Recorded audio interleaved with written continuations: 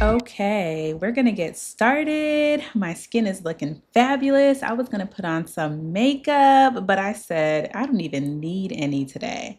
So I've been using one of my friends, and I can't say who yet because she hasn't dropped it, but she's working on a shea butter. And the products that she is using are straight from the motherland. And I feel like it has been just getting me together. But anywho, welcome, welcome, welcome. Welcome to the podcast. God, I hear you. I am your host, Renee Saunders, and today's episode is entitled Be Bold. So, we're going to focus on five key things. One, what is the definition of bold? Two, I'm going to have a moment of honesty. Three, we're going to go into the book of Luke and touch on the book of Matthew. And we're really going to highlight the individuals Pilate and Peter. Four, we're going to talk about being bold during transition. And finally, we're going to do some self-reflection to encourage ourselves to be bold against the odds. So let's jump straight into it. So, what does it mean to be bold? To be bold means to be daring, brave, and willing to take risk. It can also mean to be unafraid of change and to challenge yourself and others to make the world a better place. Be bold. So, moment of honesty. So, last week, Sunday, I woke up not as early as today. And I said, okay, it's time. I had my script together and I was going to talk about what we're talking about today, being bold. I had the stories together. I wasn't 100% confident of the examples, but I did feel like it was pretty strong and well put together. So I got up, I'm ready to record. And when I tell you, I tried to record probably 10 times, 10, 15 times, I can't even count. And I couldn't get past 5 minutes. And I was so frustrated. I couldn't believe it. And I didn't recognize in that moment what's happening. I thought, yes, it was definitely an attack, but it was more to it. So to backtrack a little bit, earlier that week when I was writing, there was some gaps and I was trying to fill them in with examples. And when Friday hit, I received an email. And that email, when I tell you, I could literally feel God talking to me in that moment. It was like I could feel his presence in my office. I received this email, and that email was BOLD, bold. It was bold. And I read the email, and my initial reaction was, this is it. This is the missing piece to what I need to talk about. This needs to be added. And then I got in my head and I'm like, do I really want to add work into this? That's a little sensitive. And I put it in the back of my mind, even though I had that feeling.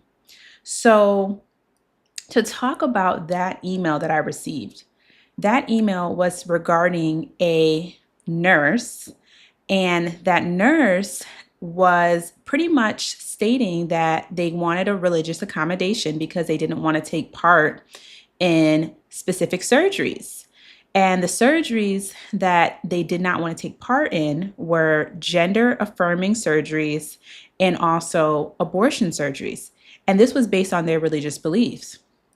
And I said to myself when I was reading the email, wow, that person is bold, because sometimes when we're faced with, any sort of roadblocks when it comes to our paycheck, working, we sometimes will go and revert and do something else, even though we don't want to do it. But this person took the initiative to say, I'm not changing my beliefs. I'm not changing my faith to please anyone. Whether that causes me to lose my job, lose my check, I'm going to push forward. And when I read it, I was like, wow, I don't know the person's religion. I don't know anything, but one part of my job is to review these sort of accommodation requests with our legal team. So, anywho, I reach out to this person to get some more information because when you request a religious accommodation, sometimes depending on what you are stating, we would need maybe your priest or your pastor or someone ranking in the church or, religious establishment to write a letter on your behalf. So when I reached out to this individual to set up just a Teams meeting, Teams, this person was, ready to go, and it was some confusion. So the day I was supposed to meet with this individual, they ended up showing up at my office, which is hilarious because my friends will tell you my sort of role that I have, they keep us real hidden because y'all be acting crazy. And if I'm a part of a termination or a severance, they don't want you to come after me. So we're usually in like Fort Knox locked facility. So this individual was literally there waiting in the lobby for me. And what was so crazy is I'm in my office and I joined the team's meeting and I was like, wait, I could see this person's background. And I'm like, wait, are you downstairs in the lobby? And their response was, at first I thought this meeting was in person. And then I double checked the meeting invite and I was already here. So I figured I would just join from the lobby. So typically speaking, I would have not went down to meet the employee because I really don't want them to remember my face, if that makes any sense. And something just said, you know what, Renee, go down to the lobby and meet this person.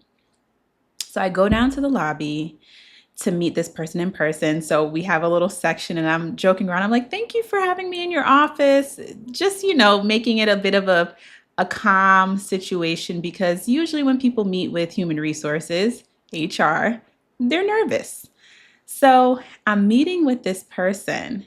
And when I tell you, when they were talking about their religion, their beliefs, and how they don't want it to impact their job, but they have to be honest and state that this is how they are feeling and they cannot move forward and do certain things because it's against their beliefs. When I tell you, I felt the glory of God like coming off of this person, like to the point of like your hairs on your body can like rise up. And so, and this is not out of the ordinary, just, so we get these sort of requests, I would say, ever so often. So I'm not like totally like unaware of individuals' beliefs, etc. But that moment, I literally took that in and I said to myself, wow, this person is bold. And you could literally feel the glory of God shining through them. So I just wanted to share that as a moment of honesty that last week when I was supposed to record, I wasn't being bold. I wasn't being bold because I did not want to include my job into my podcast. I really didn't.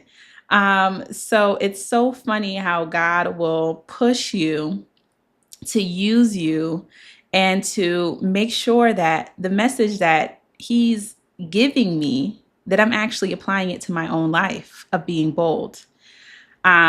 So I just wanted to share that. That was literally a testimony of, encouragement for myself. Like, Renee, when I give you something, I need you to be bold. I need you to act on it. And I know I'm not the only one that struggles with boldness. And when I tell you, when I'm thinking of bold, I think of two people, Pilate and Peter. When I tell you, the book of Luke is by far, so far, I would say I'm probably roughly like 70% done reading the Bible. And so far, the book of Luke is my favorite chapter.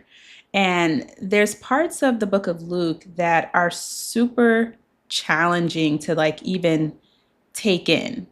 If I'm being completely honest, like, it talks about, for those that don't know, the book of Luke really focuses in on the birth of Jesus Christ, the life, his development, what he was doing during that time frame of his life, sharing the gospel, teaching about the importance of relationship with God versus religious practice. Um, he was performing miracles, healing the sick, and just really showing people, what it means to walk with God.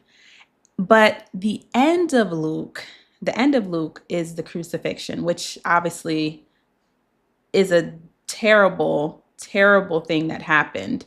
But that's what the book of Luke is about.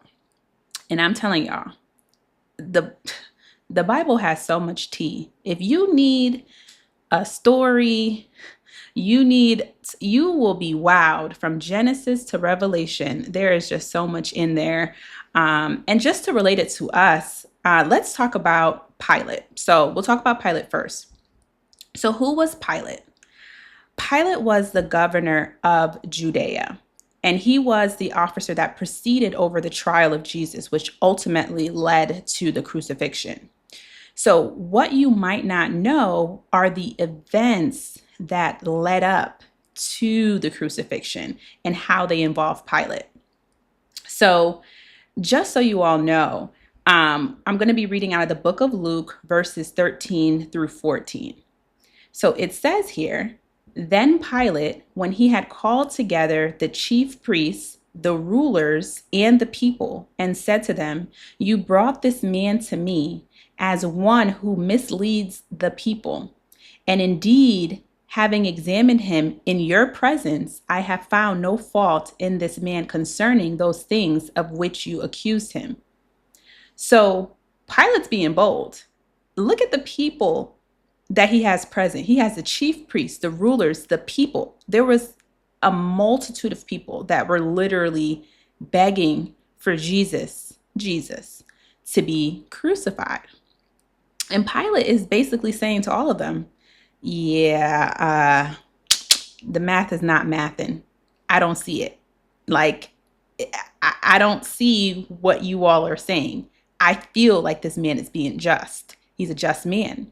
So in that moment, he was being bold to speak against the multitude, because you have to think of the picture here.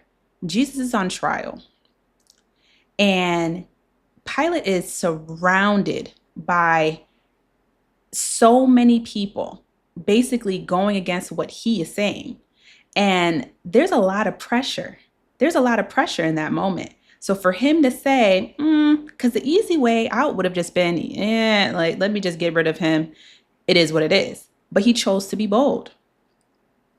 And so we're going to hold on to that. So that's that part. Now we're going to look at Matthew 27, verse 19. And it says, while he was sitting there on the judgment seat, his wife, so Pilate's wife, sent to him saying, have nothing to do with that just man, for I have suffered many things today in a dream because of him. So on top of Pilate knowing in his heart that Jesus was not guilty of any of the allegations that the chief priests, the rulers, and the people were making, he also received an additional confirmation from his wife, because his wife had a dream, and she said to him, don't have nothing to do with it. So, 2, that's bold. Pilate's wife was like, we're going to interrupt this whole trial, and I'm going to let y'all know I don't want my husband to have nothing to do with this. So Pilate's being bold. His wife is being bold. He has that encouragement to continue him to be bold. But here's where the story takes a turn, right? So now we're back in Luke 23, verses 20 through 24. And it states, Pilate, therefore, wishing to release Jesus, again called out to them, but they shouted, saying, crucify him, crucify him. Then he said to them the third time, why? What evil has he done? I have found no reason for death in him. I will therefore chastise him and let him go. But they insisted, demanding with loud voices that he be crucified. And the voices of these men and of the chief priests prevailed. So Pilate gave sentence that it would be as they requested. So we have Pilate that was once standing on business. His wife came to him, gave him the extra confirmation to encourage him to stand on business. But now he just gave into their request. And the key word that I want to focus in is on requested. So the people, the rulers, and the chief priests did not have the final say. It was up to Pilate to make the decision. And he just gave in. So we have to think here. We have to think here. What would cause Pilate to give into the request? Was it the thought of, I need to be reelected as governor? That sound familiar? Was it the fact that he was thinking to himself, I need to do some people pleasing because all these people are around. They're going to hate me. They're not going to like me. They're going to get me out of this role. What could it have been? And my answer would be adversity and fear. Because a lot of people, they don't want to continue to stand out of an angry crowd, right? So everything is literally like built up against you. And so that would be my answer, adversity and fear. I don't know what you're thinking right now, but let's take a look at what truly probably pushed Pilate to lose his boldness in his decision. So Matthew 27, verse 24 through 25 says, when Pilate saw that he could not prevail at all, but rather that a tumult was rising, he took water and washed his hands before the multitude, saying, I am innocent of this just person. You see to it. And all the people answered and said, this is just crazy. His blood be on us and our children. They're even calling this on their children. That sounds like a blood covenant, but that's something that we'll talk about another day. So Pilate started off being bold and ended up giving in to the multitude. And the text says because a tumult was rising, meaning they were more than likely going to riot. And a lot, like when I'm looking at Pilate, at first I'm like, Pilate, you should have stood on business. Why you ain't stand on business? I'm like giving him a lot of stink. But like, if I was in that position, I would hope that I would have stayed firm in my boldness, but I could see why he just said, you know what? I'm done. Cut the show. He literally washed his hands from it. So he didn't want to do it up until the end. And I would argue that that was a bold move to make for him to wash his hands. And I will completely state that that is bold. But in that moment, I still feel like he still had the final say because the key word was they had to request this. So, he gave in to the multitude. He didn't want to be the governor that caused the riot. And so that was adversity. That was fear of what would happen. That's so tough. And I wouldn't wish that on anybody at all to be in that sort of a moment. Because I think even in today's culture, the cancel culture, a lot of people, like when we look at influential people, they might feel a certain way about a topic and speak on it. The next thing you know, their comment sections are filled with, I used to support you. Now I'm not going to support you because you said that you a part of this and I'm a part of that. And it's sad because we're in a society where no one can have their own opinion. Your opinion needs to conform to the crowd or you're canceled. So looking back at Pilate, I can see why he said, you know what? I can't. I don't want to be a part of this decision. Even though he was bold. Take that in. Take that in. So as I was thinking about this, I started thinking about my dad because I remember my brother told me a story and it kind of just clicked when I was writing this. So my dad is a taxi driver. So he has his own taxi service. It's called Bill's Taxi. He's based out of the East Coast side. And his taxi service has done wonderful things um, for my family. He put us through college, paid the house off. God has been so good to him. And even though Uber literally has taken over, I would say, kind of the world, he is still able to maintain. And I believe he's still able to maintain because of his boldness and his faith and his courage in God. And when I look at that, there was a moment in particular that I was talking to my brother about. So my dad, he used to go a lot to he would pick up someone from Bradley and bring them to JFK. He's all over the place. So we can't remember exactly where this took place, but my dad was approached by someone that was a part of the Freddy vs. Jason movie. And this role must have been someone that would really look for extras and would help with like scenes. So they approached my dad and they asked my dad if he would be interested in being a part of the Freddy vs. Jason movie. And for those that don't know, which I feel like everyone knows this movie, Freddy vs. Jason is literally a scary movie, a horror movie. And when I think about it, that makes it even more funny. My dad's personality, he not with none of that. So when they approached him, he didn't know nothing about this, what was going on. But they said to him, to be in this movie, what's going to happen is we're going to have your cab, so his taxi cab, and you're going to wind down the window and you're going to witness a murder. And then you're going to swear and say something.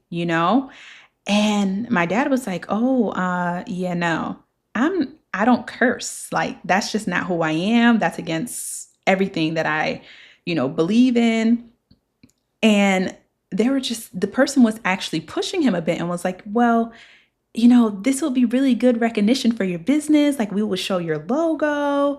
And you know what they do? Like, when they have like movies and let's say an Audi's in it, they'll zoom in on the Audi sign so you see it. So great marketing technique. But that was against my dad's beliefs. And no matter if they were like telling him all the good things of what it could do for him, he wasn't going to do it because that was against his beliefs and he wanted to be bold in what he believed, and he was.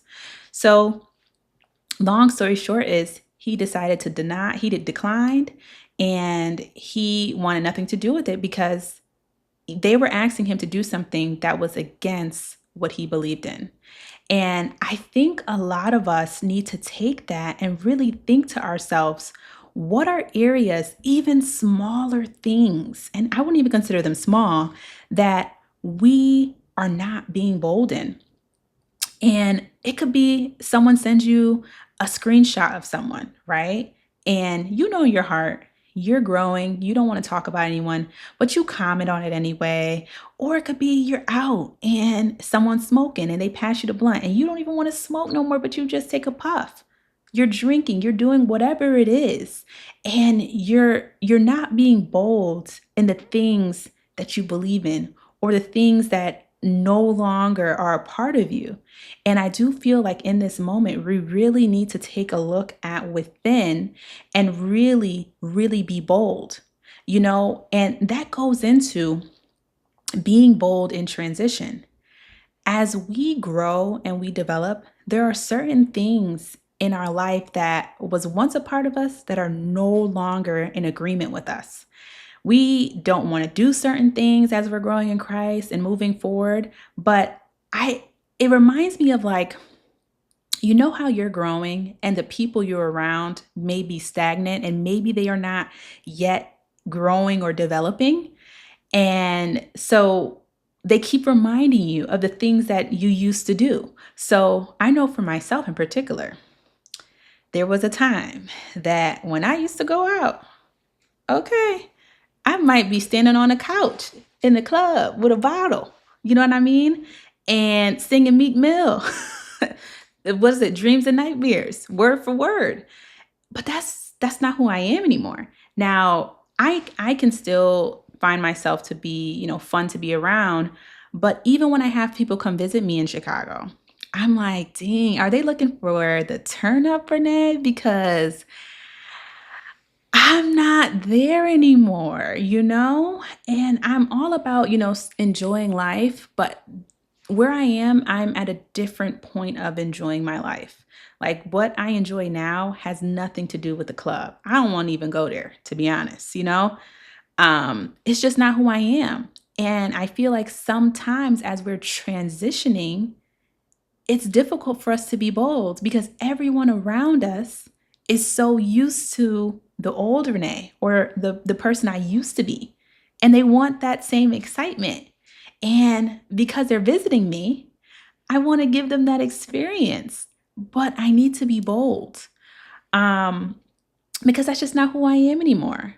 And so being bold during the transition can be super difficult. And sometimes those around you actually make it harder for you to be bold in purpose because, not saying this is my story, but I know for others, those around them judge them the most on their journey. Like, oh, well, you used to do this and you used to be like that. And I'm like, give them some credit for where they are now. So let's take a look at my boy, Peter. So Peter was a hot boy. And I know y'all like, Renee, please. No, Peter was a hot boy. He was a hot boy. He was hothead Peter. Peter, for those that don't know, was a fisherman who was called by Jesus to be a fisher of men. And that's the Bible. Those are bars. I'm going to say that one more time for y'all. Peter was a fisherman who was called by Jesus to be a fisher of men. We just going to let that marinate a little bit. For those that get it, get it. For those that don't, get into the word. So we're still going to be in the book of Luke. And here we're at this part where we're talking about the events leading up to the crucifixion. So at this point, Jesus and some of the disciples are in the Garden of Gethsemane. And at this point, Jesus was betrayed by Judas. And Judas pretty much told them where Jesus was going to be. Then the chief priests and their servants came to arrest Jesus. And so Peter, being hot boy Peter, was like, not on my watch, not around here, not going to happen. Peter pulls out a sword. He ready to, take it there and literally cuts off the right ear of one of the chief priest's servant. And in that moment, Jesus is still he has so much humility and grace. He knows what's going to happen. He knows he's going to be on the cross.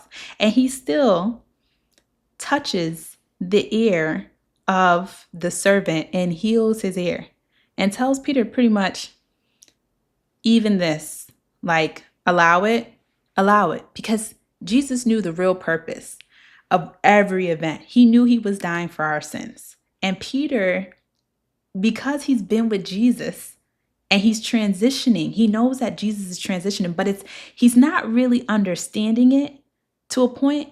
He's not comprehending it, but he's just going through the motions. So this is what Peter says. So Luke 22, verse 31. So it starts with Jesus, then we're going to talk about what Peter said. So this is Jesus. Simon, Simon, behold, Satan demanded to have you, that he might sift you like wheat.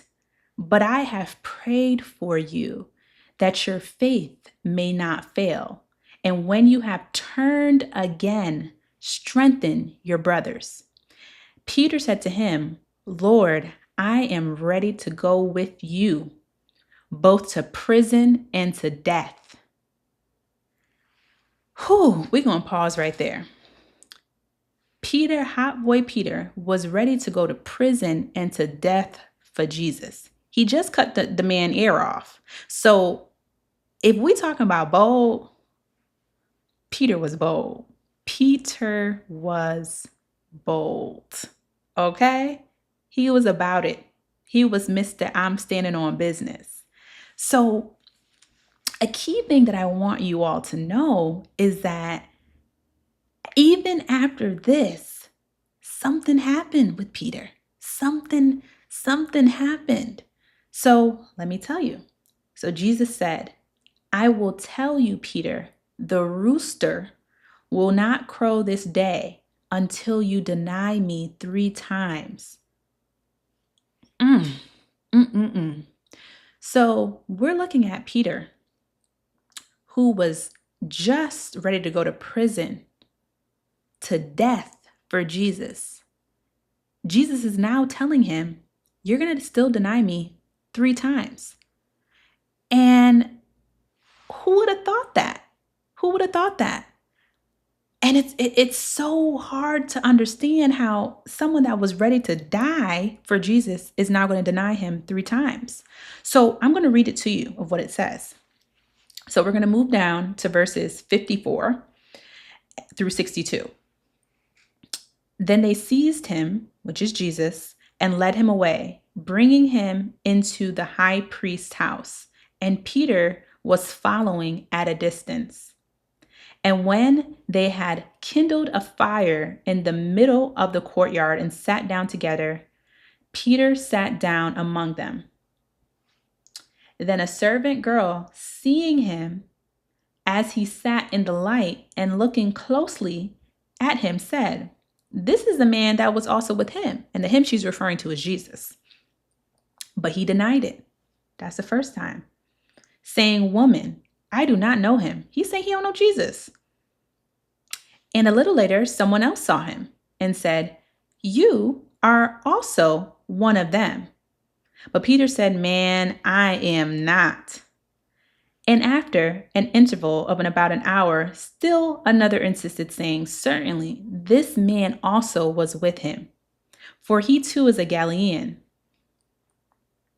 But Peter said, man, I do not know what you are talking about. And immediately, while he was speaking, the rooster crowed. And the Lord turned and looked at Peter, and Peter remembered the saying of the Lord, how he said to him, before the rooster crows today, you will deny me 3 times. And Peter went out and wept bitterly. And, I was thinking about this. How could Peter, who was so bold for Jesus, Peter loved Jesus. How could Peter lose his boldness? How could he do that? And it hit me. This is just me. Being bold in transition is hard. Peter was just understanding now that he's going to lose his right-hand man. He's going to lose Jesus. He's been with Jesus for years now. He's been preaching, healing, understanding, talking. This is like one of his best friends. He's going to lose them. And he has to transition his mind now to think, oh my goodness, I'm not going to have Jesus. Who was I before Jesus? And as you're thinking about that transition, one could think that Peter started denying himself. If Jesus isn't here, who will I be? I can't face his people without Jesus, right? So the transition of everything that's around him could have led to his decision unconsciously to deny Jesus, because he probably felt like he would not have that power anymore because Jesus gave him that extra oomph. He knew that he was with who had him. He was with Christ. And I just said, you know what, Peter?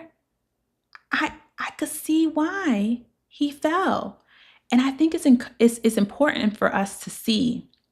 We're going to go back up to verse 31 where it says, Simon, Simon, behold, Satan demanded to have you.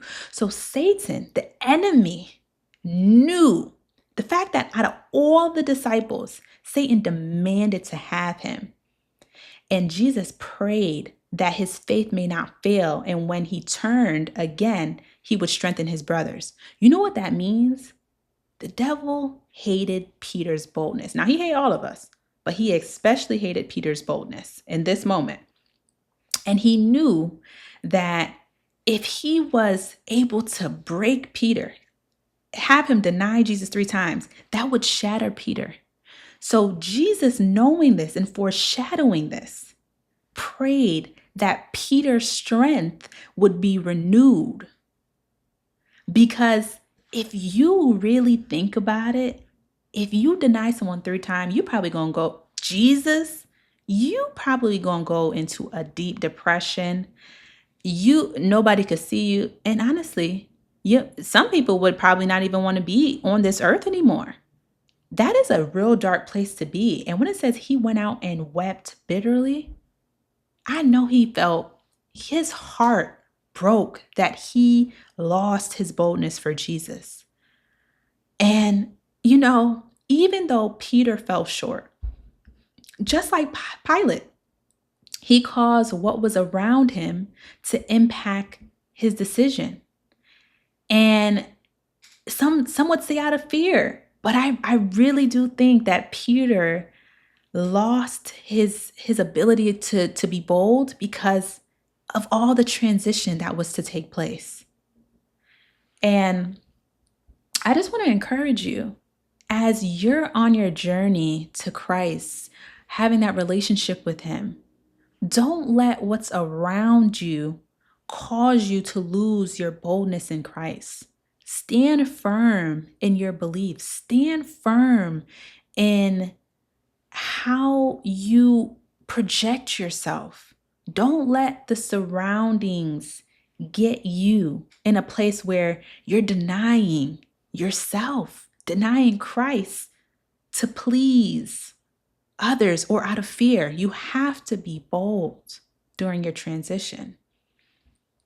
And, I was just thinking about the boldness, and the boldness really had me thinking about this upcoming election.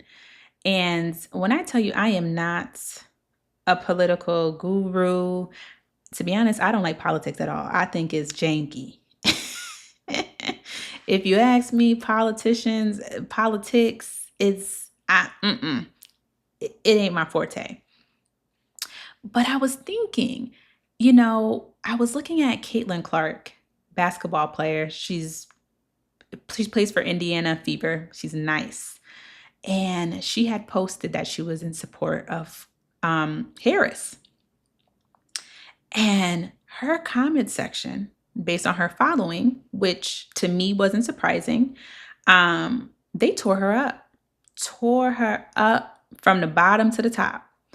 Oh, I'm no longer a fan of you because you are supporting Harris. Do. And I'm like, dang, she can't support who she want to support. That's crazy. And then it made me think of Chrisette Michele. I remember when Chrisette Michele, fabulous singer, fabulous. It was when Trump was running the first time, and then he was elected. I believe she sang, I can't remember when, but he asked her to sing, or the Trump administration asked her to sing. And the Black folk tore her up. How could you be Black singing for Trump? He don't even like you, all this stuff. And I'm just like, dang, we as a culture need to do better at allowing people to have their own opinion. Like, what is up with that? What this cancel culture? Like, we really, really do a bad job. It's like if they're not in the collective, they're canceled. And that's not okay. These people are choosing what they decide that they want to align with. And I just want to encourage you, as you go into this election, no political guru at all. I really want you to focus in on what each party is implementing. What are their policies? What are their plans? What are their goals? What do they want to set into place? What do they want to take away? Because we can't, as a people, make our decisions based on, oh, Harris, she black, she a sorrow, whatever.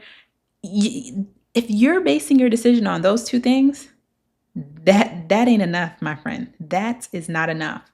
And if you're looking at Trump and saying, oh, he ignorant, he talking about cats and dogs getting eaten, we can't even look at that. You know what I'm saying? That's not enough. You need to take a look at your morals, your values, where you stand, what you decided that you're in agreement with.